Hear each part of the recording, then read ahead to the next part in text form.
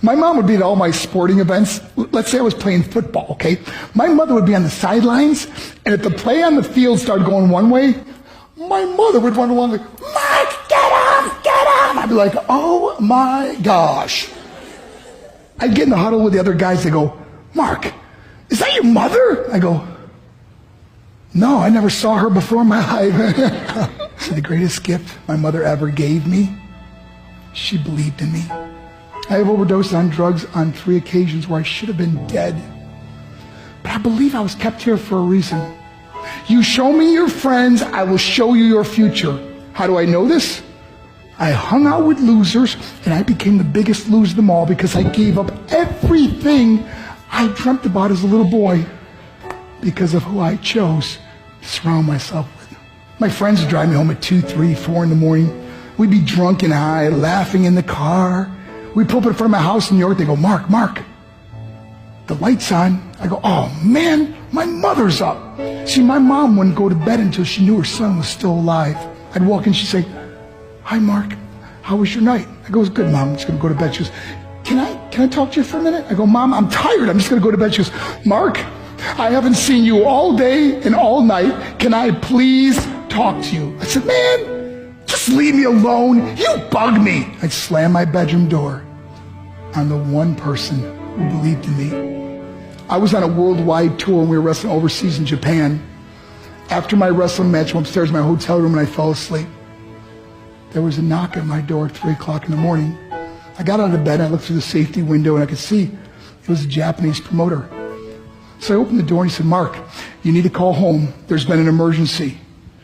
I went and got on the hotel room phone. I called back to the United States and said, hey, what's going on? They said, Mark, I don't know how to tell you this. I said, just tell me what happened. All of a sudden I started crying. They go, Mark, I can't tell you. I said, just say it. They said, Mark, your mother died. I just threw the phone down. I ran out of my hotel room. I took the elevator to the lobby, and when the doors opened up, I just ran out into the street. I mean, there was no cars, there was no people. It was 3 o'clock in the morning. And I walked down the middle of a street in Hiroshima, Japan, and I remember looking up and just saying, Mom, I am so sorry. I flew home for her funeral, and I was so nervous to walk up to her casket, so I just stood way in the back. And I kept looking from a distance. I kept thinking to myself, Mom, please wake up. Please get up. And then I finally got the nerve to walk up to her. And as I got closer, I could see my mom for the first time. I mean, she was so beautiful. She was dressed in white. I mean, she looked like an angel. And I just stood over and I said, Mom, you are my hero. Everything I am, everything I hope to be was because of you. You loved me so much. You gave me a life. You're the only one that ever believed in me.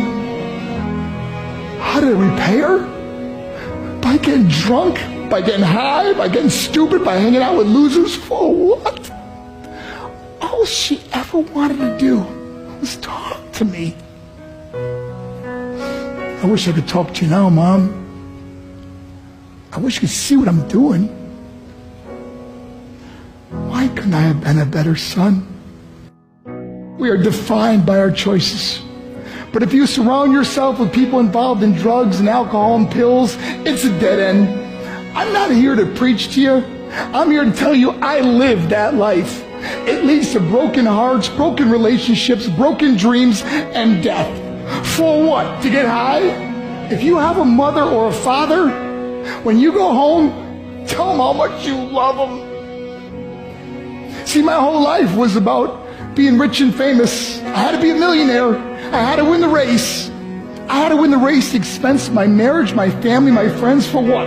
To be all alone in the world? I learned what is truly important, and that is how precious this gift of life is, and our families, and how quickly it can be taken away. See, I no longer live in time.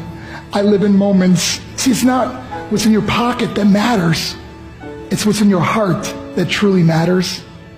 Love Love is just a word until somebody comes along and gives it meaning. You're the meaning.